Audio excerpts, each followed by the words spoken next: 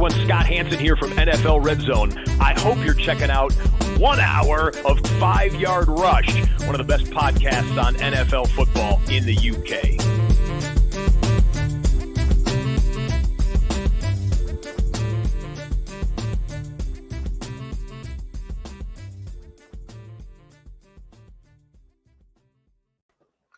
Hello, Rush Nation, and welcome to the 5 Yard Dynasty podcast.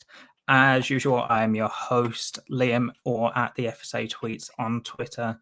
And as usual, I'm joined by my lovely co-host, Rich.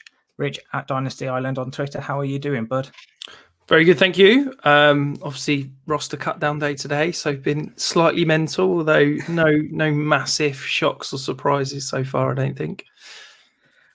I can't wait to look at my notifications tracker, on iPhone, how you can go on iOS and you can see how many notifications you get from each app. This week is just going to be a massive anomaly from Twitter because it's just going out of the stratosphere right now, Rich. Yeah, I'm looking forward to. I've got to update my contractual depth chart, which I might put off until Friday. I'll be honest, because I think it's going to be a big job after all these players being cut and all sorts of transactions happening. So if you've been listening for the past couple of weeks, we've been going around the league in 4 pods. So we did the Wild West and the Soft South over the past 2 weeks. This week, we're going over to the East, and I've called it the Enigmatic East, Rich. Because with a lot of these teams, I have no idea what's going to happen, and I don't think anyone really knows what's going to happen within the divisions either. I'm impressed. Someone obviously bought you a Thesaurus last week because I feel these what I don't even know what they are. Are they adjectives, adverbs? Yeah, they are adjectives, Rich. There you go. They're getting better every week. Just type into Google who needs to buy a Thesaurus. Thesaurus. Anyway. Let's dive in, and we're going to start in the NFC as we have done the past few weeks. Rich, NFC East, let's start with the Washington Commanders. Now, I want you to introduce the guy that you've been talking about all off-season, it seems, post-draft. Yeah, it was one of my big, pre-draft loves as much as post-draft. So I seem to remember us having a conversation and you dropping the big 5 and me correcting you and saying that it should be the big 6, and that's Jahan Dotson. You like rubbing that in my face, don't you? Yeah. By the looks of it, we've probably been wrong, and it should have been probably the big 7 with George Pickens included. But we'll stick with the big 6. I love Jahan Dotson in the pre-draft. I really love him. I think he's been having, by all accounts, a fantastic camp and a fantastic preseason. And I think that because it's Washington and people don't really care, it's going under the radar. And as we said, the George Pickens hype's getting out of control, and I think people are missing on what could be a really promising rookie at a bargain price. Wide receiver 47, considering this is a guy that was a top 20 draft pick and ticks a lot of the boxes from production profile, was just a little bit older, that senior coming out rather than the junior. But yeah, I really like him, and I think he still offers a good value, and I think there's probably going to be a nice little buy window at the beginning of the year. Yeah, I love this, and I think a lot of this comes down to the fact that the Wentz is the quarterback there. Now, we'll be talking a lot more about Wentz and his wide receivers in a little bit, but let's face it, Wentz hasn't been as bad as people give him the rap for in terms of fantasy production. Yes, in NFL games, the Colts took the ball out of his hand and gave it to Jonathan Taylor. But let's not forget, Jonathan Taylor was, if not, or was, or is, however you want to put it, one of the best running backs, if not the best running back in the league. And if you're not giving it to him when your quarterback is doing mediocre, if not worse, then what are you doing with your offense? Like that doesn't it doesn't compute to me why people are knocking Wentz so hard for what he did. The optics were probably worse than some of the games that he actually had in terms of fantasy production. I think a lot of people are letting the NFL, in terms of that kind of viewpoint, creep into what they see Wentz did last year.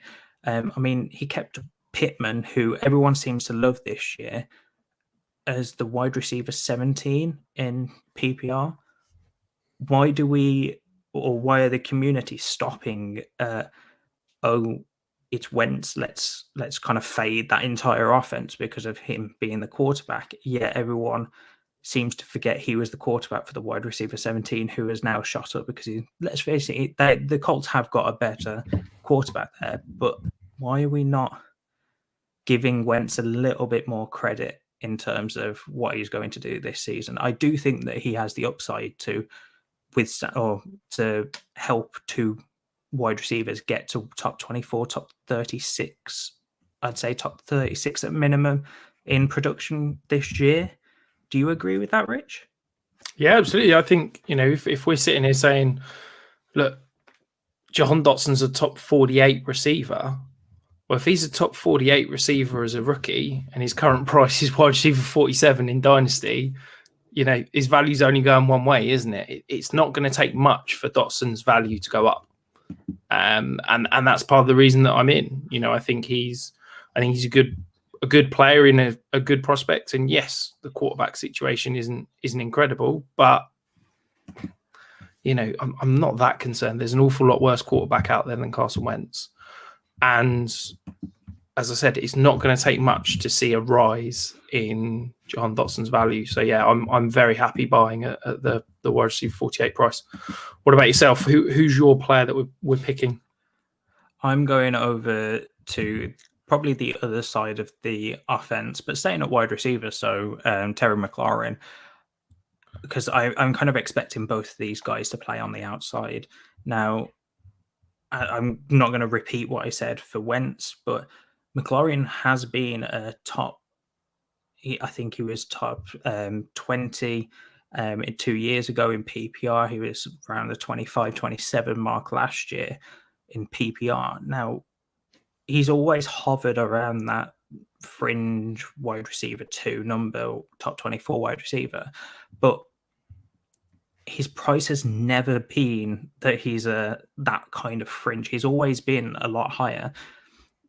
What I want to talk about is he's now getting to the point where I can kind of see me liking him on a few of my rosters. I still think that he's a little bit too high, about 3 or 4 spots. He's currently wide receiver 17 in ADP. If he drops to that 20-ish mark, I can see me seeing that as a bit more of a value and going to buy a few more shares.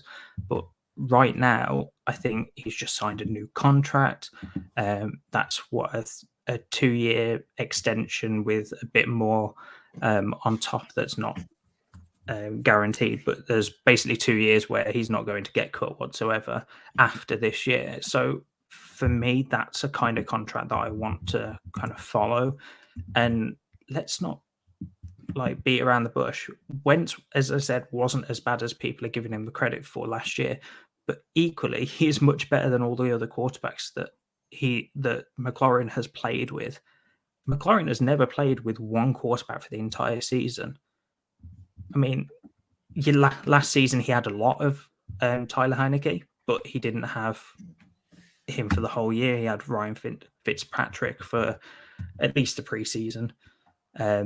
Not saying that's a huge factor, but let's face it, Wentz is a massive upgrade on Tyler Heineke. Sorry, Rich. I know Heineke was your boy last year.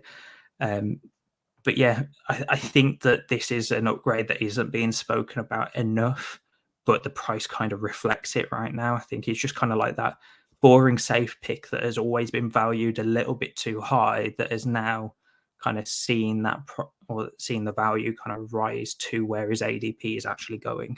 Rich, where do you fall on McLaurin? I'm a noted McLaurin hater, shall we say? And I've never hated the player. I've just hated the value, if anything. And I think that you hidden it. This is a guy that's never produced. I think it's a top 20 season, off the top of my head. Yet has been wide receiver 20. There you go. Okay. Not last year, the year before.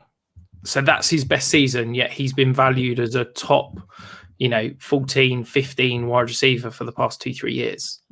And everybody says, well, he's never had a good quarterback situation. Well, newsflash, it ain't changing anytime soon. Look, I don't get the love. I think he's a very good NFL receiver. I just don't think he's ever going to be elite from a fantasy perspective. He's a very good route runner, but I don't think he's elite. And I just don't think that the value is ever going to be there. Let's not forget the guy's 26. And yes, 26 isn't old, but we obsess about wide receiver age, and we're ready to throw guys on the scrap heap because they're 28, 29. Well, Terry McLaurin's not a million miles away from that. I think this wide receiver 17 value is far too high for me. He's my wide receiver 34. And to me, I'll be honest, it's really not very far between in terms of McLaurin and Dotson straight up. So I've got McLaurin at 34 and Dotson at 36. You probably wouldn't have to add much to Jahan Dotson in order for me to trade you Terry McLaurin straight up. That is spicy. Let's move on before we start with any more spicy takes, Rich. But let's move on to the Cowboys now. My player for the Cowboys will be Michael Gallup, in the wide receiver room here. Jerry Jones came out this week and said that if it was the Super Bowl, that Gallup could take the field. He just wants to be a bit more careful with him. It's Jerry Jones. I don't know how much stock I'm actually going to put into that.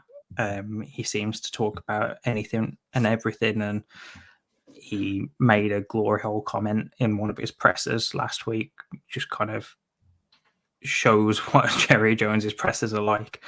But I suppose what I kind of want to talk about is his ADP is currently wide receiver 55. He's got a contract, or he's just signed an extension, so he's going to be there for the next 3 seasons, including this year, with a max of 5 seasons in total now. To me, at wide receiver 55, that kind of security contract is really good at wide receiver 55. I'm just going to keep saying it.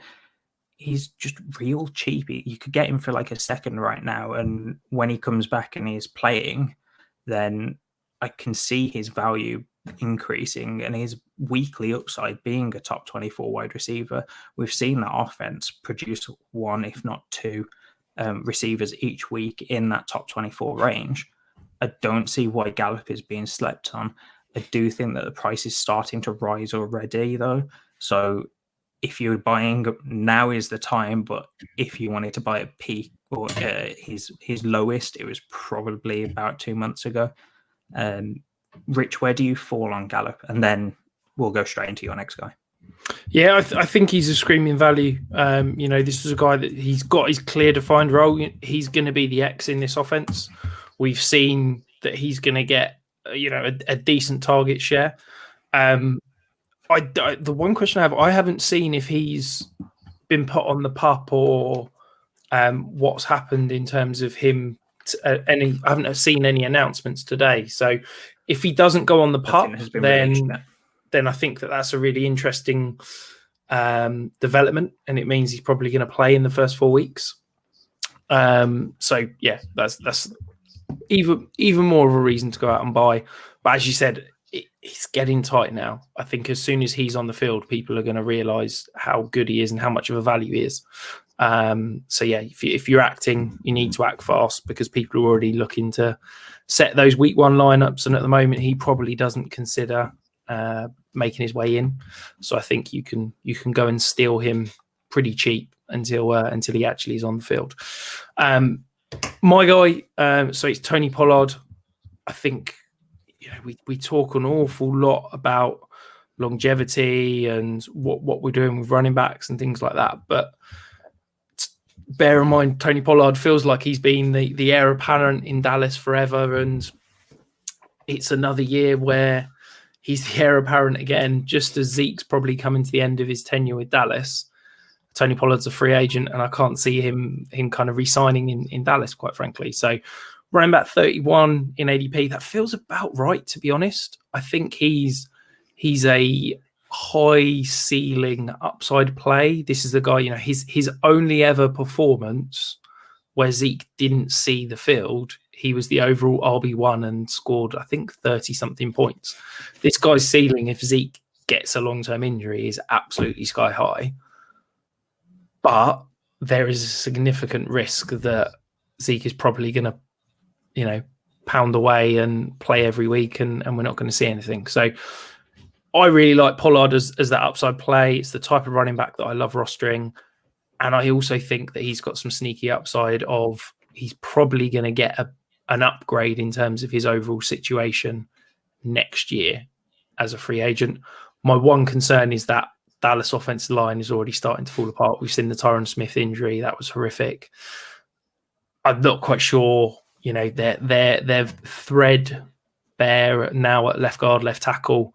It could be a very disappointing offensive line, should we say. I think PFF moved them from their 6th overall rated offensive line to 26th or something after the Tyron Smith injury, because they've just got no other options. So it'll be very interesting to see if that means a slight positive for Pollard, because he's going to get more options out in space, and he's going to get more checkdowns and used a little bit more inventively because of the poor offensive line. Or it could obviously be a negative because the offensive line isn't as good, creating as much space for him. So what do you think of Pollard? I think with Pollard, my biggest concern is, will he ever be the running back one in an offense? That is the biggest question around him. If he is, then he's a screaming buy right now. RB 31 value for a potential running back one on an offense next year. You don't see it really ever. So I think he's a great buy if you do believe in that. Personally, I don't. I think there'll always be at maximum a 1B type of back where he'll provide some sort of role in terms of the offense, but he'll never be the down-to-down running back one that you'll always see on the field. And as you said, he's not going. His contract ends this year, so I don't think he's going to be back in Dallas. But equally, I don't think that any team is going to sign him to become that running back one role. I think that they'll always sign him to be more like a Chase Edmonds kind of signing, where they sign Chase Edmonds and then Miami signed Chase Edmonds and then signed Raheem Mostert not long after. That kind of situation where you expect him to be the running back one, and then a veteran comes in and takes away some of those touches. So let's move on to the Giants, Rich. Who do you have? You're skipping the Eagles. That's a bit harsh. Okay. Because my typing in our show sheet is that big that I only get to see one team at a time. So let's go with the Eagles, Rich, as you really want to speak about them. And pulling off a steal of a trade today. If you haven't seen it, it's not fantasy relevant, so I'm not going to talk about it, but absolute steal of a trade. Rich, who is your first player that we're going to talk about? So it's Dallas Goedert. Look, I love the player. I love his potential. I really want more shares of Dallas Goedert, but I cannot bring myself to draft him where he's going or to pay the price that he costs in a trade. I think that tight end 8 is absolutely perfect. And I think that, unfortunately, he's one of these guys that I think he's really good. And I wouldn't be shocked if he had a fantastic year. But I just can't get on board with his price in terms of the trade value, in terms of where he goes in startups. I'd pay probably a 23 second and a third for him. And that's just not getting it done. There's no way I'm paying 2 seconds, and there's absolutely no way he's approaching a first for me. Look, really love the player. Think he's ranked correctly, but just feel like this range of tight ends is just always overvalued. Yeah, as you can see in the show sheet, Rich, I put start of the tight end Z zone for me, and that is dependent on whether Goddard or Schultz is being drafted ahead of the other, because those two I've seen flip back and forth in drafts regardless. But I don't want either of them at the cost that they're going. I do think that Schultz is ranked correctly. I think Goddard is a little bit too high. But equally, when I'm looking at this range of tight ends, I don't know who I'd put at tight end 8. Like, I wouldn't put Frymouth there. I'm lower on Frymouth than consensus. I wouldn't put Knox there. I wouldn't put Gesicki there. I think it's just one of those spots where no one really fits. So it's kind of the best of the group. And I don't know whether that is Goddard. I'm still unsure on it. I want to see how he does with AJ Brown now coming in, because I don't think that adjustment has been made in ADP. Maybe it's dropped him down a spot instead of being like flip back and forth between Schultz. In most people's minds, Schultz is now the clear ahead tight end, but even then, like, I still think that AJ Brown, it coming in with Devonta Smith still being there, Quez Watkins is looking like he's going to be the number 3, and he demanded a good portion of targets last year when he started to get involved in that offense later on in the season. I'm not saying that he's going to command 100 targets and take away from Goddard, but I'm just saying that there's 3 wide receivers in that offense that aren't going away, and it's not like it's a wide open wide receiver room. I think that their 3 wide receiver sets are set, for a lack of a better term. I do think that Goddard is going to get his targets, but I don't think he's going to be fancy, like a fancy stud, or take that leap into the elite tight end section. Rich, apart from ripping me for talking about Quez Watkins like he's the next coming of the next top guy, is there anything you wanted to add on Goddard? No, not at all. Don't get me wrong.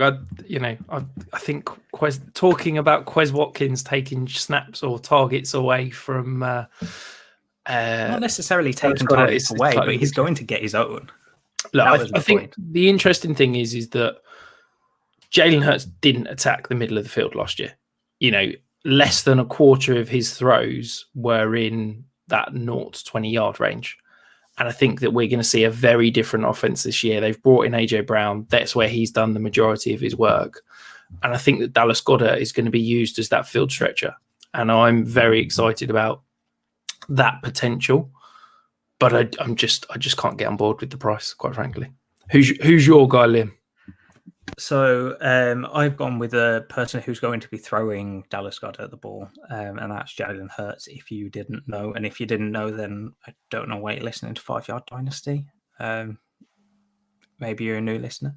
But yeah, Jalen Hurts is the quarterback for the Eagles. Now, he's currently going as QB8. And Rich, you stole my thunder. I put this on the show sheet. I knew what I was going to say before I'd even typed out my little notes, and then I looked on Twitter earlier today, Tuesday, as of recording, and you'd put a tweet up about what happens to Jalen Hurts' dynasty value, if he has the starting job next year. I think that you're bang on. I believe. Oh, 2024. Yeah, look, okay. I'd like to caveat that with saying I hadn't read the show sheet. It was a conversation that I was having somebody in a DM, and I thought they asked me what my thoughts were on Jalen Hurts' value if I could guarantee that he was the starting quarterback in 2024, and I was like, he'd easily be top 5, and he's probably my QB4 behind Herbert, Mahomes, and Allen. And that's it. Is I don't think any player in all of fantasy has got a wider range of outcomes than Jalen Hurts. He could be, if he produces this year and gets a long-term contract, then he's an absolute bargain at his current price of QB8. However, the Eagles have got 2 first-round picks next year. There's absolutely a chance that Jalen Hurts is traded for a second. They use those 2 firsts to trade up and go and get a quarterback. So, he is inherent with huge amounts of risk, but the reward is massive. So it's not bad enough that you stole my thunder for what I was going to speak about on the pod on Twitter. You decided to do it on the pod as well. There you go. Yeah. So basically, I was going to say everything that Richard said. I think that Hurts could go either way, and with the Eagles having 2 firsts next year, I think that could either signify them moving up for a quarterback if Hurts doesn't appeal to them for whatever reason. But equally, I think that one of those firsts could be used to help along that offensive line, maybe get a running back if there's the value there, and help out that offense. But Rich, let's move on to the Giants, as there's not much left to say. I'm going to go with the wide receiver room again. I'm going to go with Kenny Golladay. Now, he's a guy that I've been on for the entire of this offseason in terms of he's basically free and he's got upside. You've seen much worse reports over the past few weeks that Kenny Golladay doesn't look great and all of this. At wide receiver 90, I'm still taking that punt as a contending team. That is basically free. If you're giving up a third, then it's probably a little bit too much for the wide receiver 90. You're probably being able to pay a fourth, maybe sending away a third and picking up a fourth on the back end. I think Golladay is just the free punt that you want, and I'm not expecting him to be a top 24 wide receiver, but if he can be a flex option in 3 flex leagues, then that is the type of free punt that I want to go and pick up if I'm win now. If I'm not contending, if I'm rebuilding, then I want nothing to do with Golladay. Then he is a wasted bench spot. But for win now rosters, Rich, how do you feel about him? Is there anything to add, or are you just completely out and you want to basically cut him because he's a roster clogger? I want no part of him. He is awful. I really liked him in Detroit. He's got paid big money and has basically gone, yeah, I'm retiring in all but name. I don't know if you've watched any of the Giants preseason. I watched the entire game of him against the Jets, and the effort was embarrassing. He was basically trying to shadow block a DB without touching him. He was running routes at half speed. Like, this is a guy that knows he can't get cut because of his contract and basically can't be asked to be out there. I wouldn't be gobsmacked if he was gone at some point this year. I don't think he'll be around in New York. Certainly a second after this season, I think he is gone. You look at the advanced numbers. I mean, last year his reception perception was a 20th percentile point, and that's, this is a guy that he's never been an elite route runner, but he was a 46th percentile route runner in 2020. And he's down at 20th percentile in 2021. I think, look, it's not a good situation. I think it is very much a blow-up year for the Giants. I think we're going to see them look to build and grow from next year and beyond. And I think Kenny Golladay has got no part of that. I wouldn't be shocked if he was kind of put on the outside and we see them try to showcase and try to work in some of these youngsters, whether that be Tony, whether that be Wan'Dale Robinson. So yeah, if I've got a few shares of Ken Golladay left over from the Detroit days, so if anyone listening wants to come and buy him off me for a third, I hate 3rd and 4th round draft picks, but I will happily take one for Kenny G right now. Rich, who have you got as your Giants player? It's Saquon Barkley. I think my most talked about and my most written about player this offseason. I think I've written 3 articles about Saquon Barkley so far this offseason. Look, we talked about boom bust with Hurts, and I think Saquon Barkley is exactly that. His value's creeped up the last month or so. I think people have suddenly realised just how good the upside could be, and obviously reports of him being in shape and looking good have been pretty impressive. But look, the list of players that could finish as the overall RB1, to me, you don't get 2 or 3 down the list. I think it's Christian McCaffrey, Jonathan Taylor, and I think third name out your mouth has to be Saquon Barkley. The ceiling is higher than pretty much anyone in the league not named Christian McCaffrey. But he's in the last year of his contract. As I said, New York are kind of blowing it up. He's going to be a free agent. Does anybody particularly want a free agent running back? He could be worth nothing more than the second by this time next year. So it is a huge risk. But if you can get Saquon Barkley as your RB2, he could absolutely be the league winner this year, because that's the kind of ceiling that he does have. Yeah, I've tried to get him as my RB2 in a few leagues and been unsuccessful. I think everyone's kind of in the mindset that he has that top upside. And if you look at his ADP over the past few months, he has creeped up. I believe at the start of the off-season, he was going around the RB12 mark, so he has jumped up a few spots as we get closer to the season. And he's now getting to that point where I'm not hesitating per se, but it's kind of a niggling thought in the back of my mind of, should I be taking him at the RB7 spot, or should I be taking another player that we'll get to in a minute? Now, if you'll win now, I think Barkley is a great candidate to outproduce his ADP at a half decent cost for an RB1. Equally, as you said, Rich, the Giants are basically blowing it up this season. You could see Barkley on a team that you probably don't want to see him on.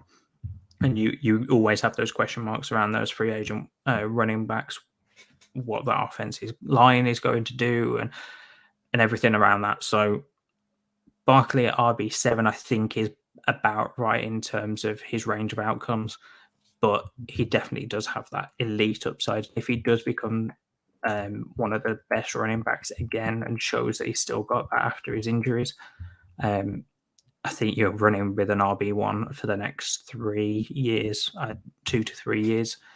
But Rich, let's move over to the AFC. We'll start off with the Bills. So the Buffalo Bills, I've decided to put down Gabe Davis, wide receiver 40 in ADP right now. He was getting a load of hype in May, June time, maybe July time as well, as the Bills wide receiver 2. And yeah, there was not much competition outside of Diggs that we were high on. Jameson Crowder, that didn't work out by the looks of it. Now, I still really question that long-term value. I think for this year, if you're in redraft, then Gabe Davis is a guy that I can totally get on board for around that price, but he's not going there in redraft. He's going much higher. In Dynasty, I really question that long-term value. I don't see him being the wide receiver 2 solution in Buffalo, and I can kind of see them moving away from that and bringing in a new guy, whether it's in the draft or in free agency next year. And wide receiver 40 is just a little bit rich to me. I mean, Ayuk is still going 2 spots behind him. Dotson, who we spoke about earlier, was going 7 spots behind him at wide receiver 47. So to me, Rich, I'm not in on Gabe Davis, especially long term. I know that you're a big proponent of day 3 wide receivers don't matter. So where do you fall on Gabe Davis, especially now with what we've seen from him, especially last playoff season? I think he's valued about right. And I know we talked about the discrepancy when we had Joe on the pod a month or so ago. We talked about the discrepancy between, this is a guy that's a top 24 wide receiver in ADP and redraft, yet Dynasty, he's young, he's still on a rookie contract, and he's being valued as wide receiver 40. I think that I would have the 2 guys you mentioned in terms of Jahan Dotson and Brandon Ayuk over him, absolutely. But I've done a full 180 on Gabe Davis. I was very out on him at the beginning of the offseason. I thought people were hyping him up because of one playoff game, and I thought the value was getting ridiculous. But the more it seems to have, the more camp reports, the more they've not brought in an additional receiver, the more he's completely out on special teams. He's running, 80-90% route share in terms of he's in on all 2 wide receiver offensive snaps. And I think this value is decent. I've got him at my wide receiver 37. Yes, I hear your concerns. I don't think he is, a guy that I'd feel confident being despite being on that rookie contract, being a guy that I can pencil in for the next 3-4 years. But if he's, a top 24 wide receiver for redraft, if he can give me 1, maybe even 2 seasons at that value, but wide receiver 40 in ADP, that's decent value. So yeah, I'm not all the way in, but I'm pretty happy at where he is currently going. My guy, so you mentioned Jameson Crowder. I was sneaky and scooping up every share of Jameson Crowder I could at the beginning of the offseason because I was convinced that he was going to replace Cole Beasley and he was going to get fed that kind of slot role. But I should have heeded my own advice and followed the money. You know, the Bills paid Isaiah McKenzie twice what they paid Jameson Crowder. And here we are, 3-4 months later, and Isaiah McKenzie is running with the ones. He has got that slots role on lock. And I think wide receiver 76 is absolutely outrageous. This is a guy that could see 80, 90, 100 targets this year in that slot role. I think in terms of cheap wide receiver targets that aren't going to cost you the world, you can keep Kenny Golladay and give me Isaiah McKenzie every day of the week. I do think he's got the higher upside out of the two. He's obviously on the better offense, but that does come with the cost. At the wide receiver 76 mark compared to wide receiver 90 of Kenny Golladay, there's not much of a difference in price there. So yes, I would take McKenzie at cost over Golladay at cost, but equally, I still don't know what his long-term value is. They didn't pay him much. They did pay him, but not a lot, and they have an out after this year, so he may not be with the team next year, depending on how he does. I just, with this offense, I can't get past the idea that they won't bring someone in next year. And I get your points around Gabe Davis. I think that has kind of mellowed me a little bit on Gabe Davis in terms of bringing me back to closer to the ADP, that the cost that he's currently going at. But I think right now, I just can't see a world where a Super Bowl contender, and they will be, I can't see a world where they're not a Super Bowl contender in 2023.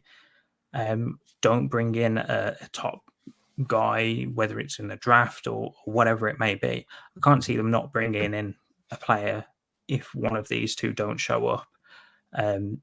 And if either one of them don't show up, I can see the guy bringing them bringing in becomes higher on the depth chart than both together. So it only takes one for both to fall, in my opinion. But yeah, McKenzie is a great win now piece if you've got him as like a flex consideration in deeper leagues. Rich, let's move on. I was just going to say, my one thing I'd say is, you talk about them bringing somebody in next year, and I just don't see where it's coming from. I think this is a team that made their final big swing in going and getting Von Miller and paying him, that frankly obscene contract to come in and play for them. They're currently $8 million over the cap for next year. That's without, a couple of new deals that could potentially be handing out. This is a team that has already got Stephon Diggs. So I guess the question is, if you think that they're going to add somebody into this offense next year, do we think they're going and spending a first-round pick on a wide receiver? If the answer to that is no, then I don't see a world in which Isaiah McKenzie and Gabe Davis are going to get supplanted by somebody else, because they've certainly not got the cap space to go and bring somebody in. So I think it's going to have to be through the draft. Yeah. I still don't believe in either of them. I get your points, and I really do. We could probably talk about this for the rest of the pod. I do get the points, and maybe Gabe Davis hasn't or won't get supplanted by like a second round rookie. But I do think that they are bringing someone in, depending on what that kind of situation may be, if it's halfway through the season, where they start to falter in their wide receivers. Because Beasley was a massive part of that offense, and if they can't replace that, then does Knox become that guy? Or there's just a question mark after Diggs for me. And if for whatever reason Davis or McKenzie, if not both, show out, then I will happily be wrong on this one. But I just can see one of them faltering and then them both getting supplanted next year, however that may be. Because you know what the NFL teams are like, Rich. They could cut someone that is huge and then have a load of cap space left over. And the cap is a myth, or however anyone wants to put it. Anyway, let's move on to the Dolphins, Rich, before you start digging into my awful Bills analysis there. So you've got down a player that is falling in ADP, but I'm kind of still unsure on that current price. Who have you got, Rich?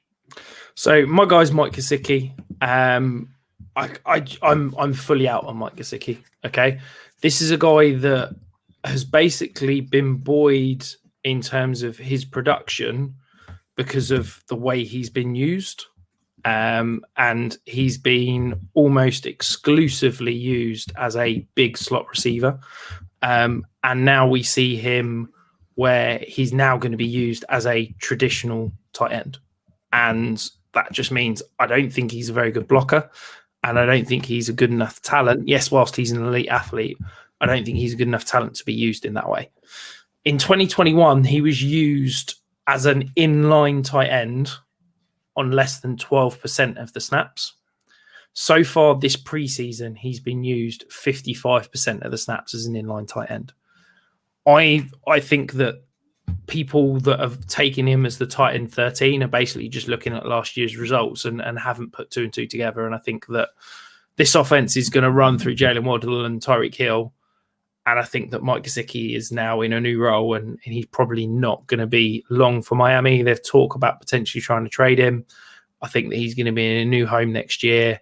I don't think he's a good enough receiver to command that kind of big slot role on the open market. So for me, I think Titan 13, I'm happily selling him at that price. I'd take a second for him if you can get it. I don't think you will do. To be honest, I'd probably take 2/3 for him. That's how far out I am right now. I just don't think that the role and the usage is going to create good value from a fantasy perspective. Yeah, I have question marks about how he's going to be used this year as well. I mean, I think when I say question marks, I mean, we know how he's going to be used. It's just how well he's going to do in that role. As you said, he wasn't an inline tight end. I don't think he stays around in Miami after this year. He was tagged as a tight end, so I just don't see him staying there. And if he does go somewhere where he is used less so as a tight end and more so as a wide receiver, then his value could jump back up to where it was, like tight end 9, tight end 10 range. But equally, there aren't many teams that will do such a thing. So if he has to be used as an inline tight end, more than, as you said, 12% of snaps, then it's not going to be great for him in terms of the tight end market. And as listeners probably have had it hammered into their heads by now, he's in the tight end dead zone for me. Not a value that I want to grab unless he falls a ridiculous amount. I think, yeah, as you said, if you can get a second for him, I'm smashing that deal. Tight end premium, maybe a second and a third, but even then, a second, I'd probably still take it. I'm going to move over to the quarterback in Miami, so that's Tua Tagovailoa. So, Rich, I think that he is the one quarterback that I can see making the jump, and I'm probably the most comfortable with him taking that jump. I mean, he's got the weapons, as we spoke about. Just he's got Mike Gesicki, even though he may not do brilliantly, he's still an elite athlete in terms of what he can do at the tight end position. You've got Jalen Waddle, who Tua played with in college, and he blew up last year, didn't he? And then you've got Tyreek Hill, who the Dolphins traded for now.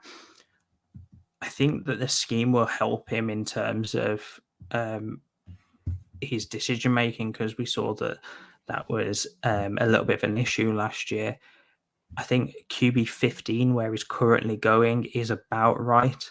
But I do think that his trade value is going to be lower than where his ADP is. I don't think you're having to pay QB 15 prices, essentially a fringe QB 1 price, to go and get Tua. I think he's just going there as when people look after that that fringe QB 1 tier. So that's kind of like Lance, Fields, Trevor Lawrence, that kind of range. I think people are looking after that and seeing Tua as the young guy that could make that step, and that's why he's going at QB 15. He's kind of like the next best guy, or the best of the rest. But I don't, as I said, I don't think the trade value is at that price, and I don't think that he will lose the job in the next 2 years. I think if the Dolphins are out on him, then they'll still have him playing next year because they don't have the picks to go up and go and get a top rookie quarterback. Rich, I know that you're not huge Tua fan, so try and convince me otherwise. No, I mean, look, the ceiling's just not there, and this is a range where of quarterback value that I'd rather take on punt on someone with upside. We've talked about this, plenty. I think you can get safe with your QB3 spot, but I'd rather be aggressive with my QB2 spot and the value he's going in.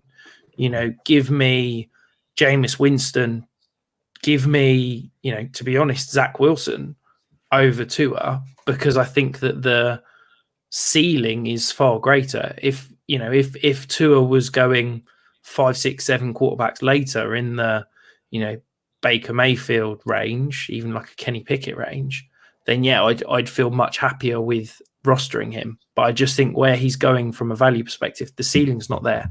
We saw last year he had 1 week as a top 10 quarterback all season. I think he's basically left-handed Jimmy G in what's going to be a Shanahan offense.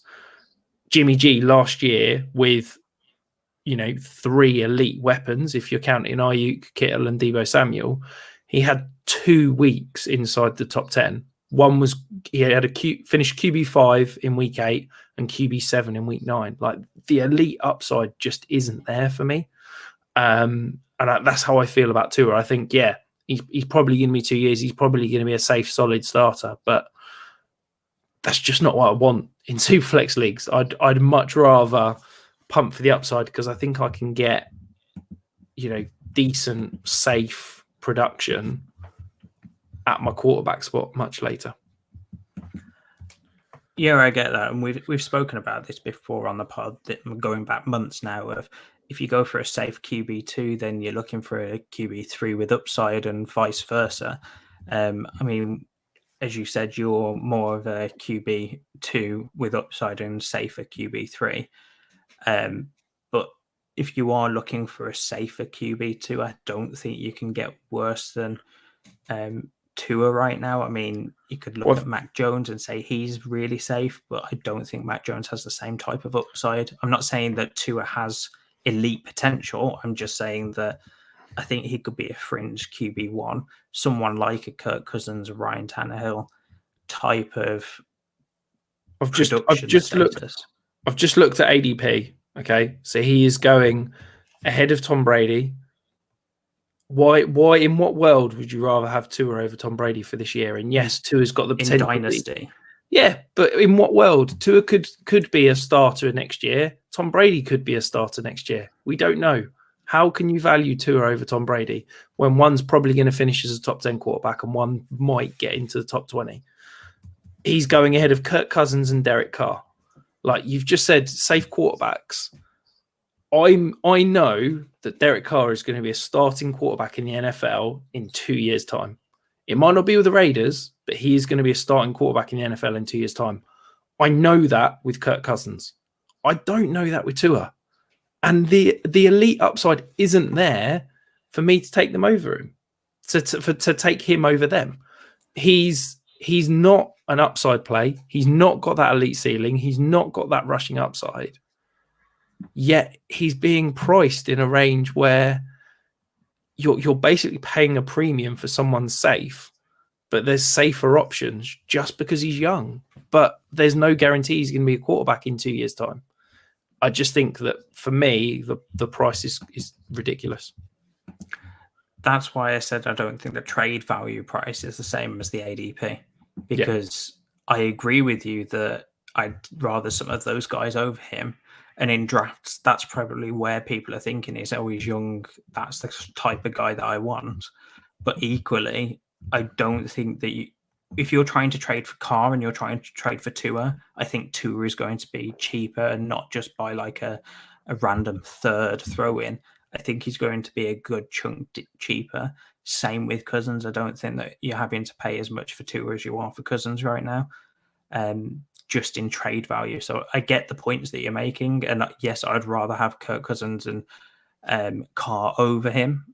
But I also don't think you're having to pay those type of or QB15 prices. But Rich, let's move on to the Jets. So a guy that we spoke about earlier, we kind of hinted at your next guy. Who's that going to be? So my guy's Breece Hall.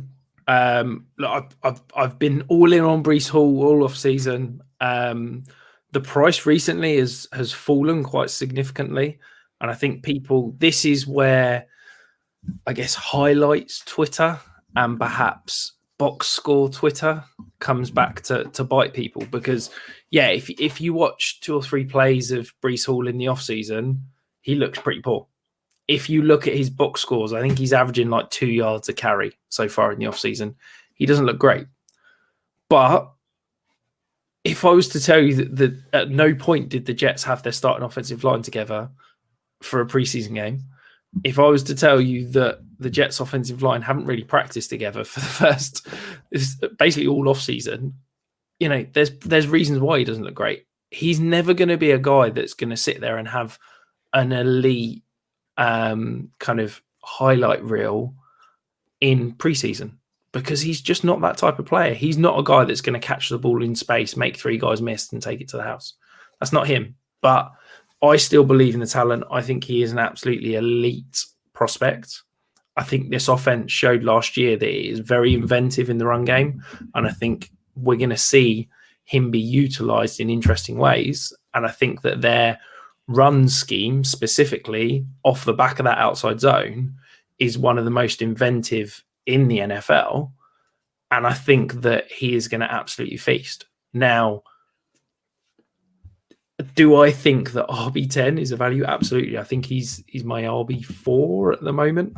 Look, people listening to this might think that it's just because he's a Jets. I'm traditionally lower on pretty much every Jet, other than these 2 that we're going to talk about and maybe one more, than most people. I'm lower than consensus on all Jets. I've been all in on Breece Hall since before the draft, and I think that running back 10, if I can buy the dip because of this supposedly slow preseason, if you watch him in training camp, if you watch the practices, he's looking great. It's only in the games he's not, and that's because the offensive line hasn't been put together properly. If he has a slow start weeks 1 and week 2, I'm buying all the Breece Hall I can, because I think it's going to be like Jonathan Taylor. We saw Jonathan Taylor first 5-6 weeks, he looked slow. People started selling off shares and got made to look stupid by the end of the year. Yeah, I like the idea of this. I love the value. RB10 is, when I put it in the show sheet, you even questioned it with me because you had him 3 spots higher with a different ADP, like an earlier in the off season from DLF. So I was surprised when I noticed that it dropped 3 spaces as well, because we had it at the RB7, I believe it was, so 3 or 4 spaces. Breece Hall is. You were unhappy with the Jets by taking him in the draft because you loved him that much, and it's kind of like a Sky Moore situation for you. I think that Breece Hall is absolutely going to be one of the best backs in the league in 12 months' time. We're going to be talking about him in a similar situation to Javonte Williams, but without all the question marks about how much Melvin Gordon is going to take. I think that Breece Hall is just going to be one of the best backs in Dynasty, and I could easily see him slotting in with Najee Harris in that tier, right? Or where we have Najee Harris right now in that RB2 tier, where it's kind of him and there's not really anyone else challenging that RB2 role from him. I think Breece Hall could easily jump up to that range and just be sat in that tier slightly behind Jonathan Taylor. RB10 is a great value, and if I could buy the dip right now, then I'm easily taking that price. I'm going to move over to my player, Rich, as Garrett Wilson. We're going to talk about the other offensive rookie that the Jets took. So I kind of wanted to speak about him because he's not getting any media coverage whatsoever. I think I've seen one, maybe two things on Twitter recently. But preseason wise, he's been uneventful is probably the best way to put it. There's not been any national wise in the US. There's not been much large media coverage. There might be some more stuff for the Jets that you've seen, Rich, as a Jets fan.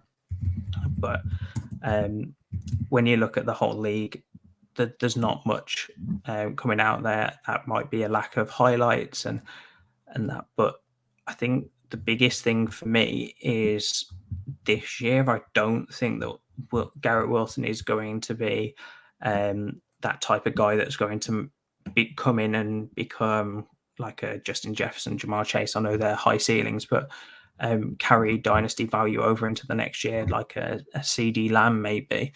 I do think that Elijah Moore is probably the number one for this year, with Garrett Wilson turning on to the end of the season. But I think next year, Garrett Wilson at wide receiver 27 right now is going to look like a value. And I can easily see him being a mid wide receiver 2. If you told me he was a mid wide receiver 2, say wide receiver 16 in ADP next year, I wouldn't bat an eyelid at that. Yeah, I think that the best thing I can say for Garrett Wilson is that he's not had the greatest preseason in terms of the games because he's not been on the field much. And for a rookie that, teams normally play rookies a little bit more than they'll perhaps play their normal starters, he's not been on the field because the Jets think that much of him that he doesn't need the kind of the work and the game speed, because he's pretty much there. This is a guy that hasn't run more than 9 routes so far in a preseason game.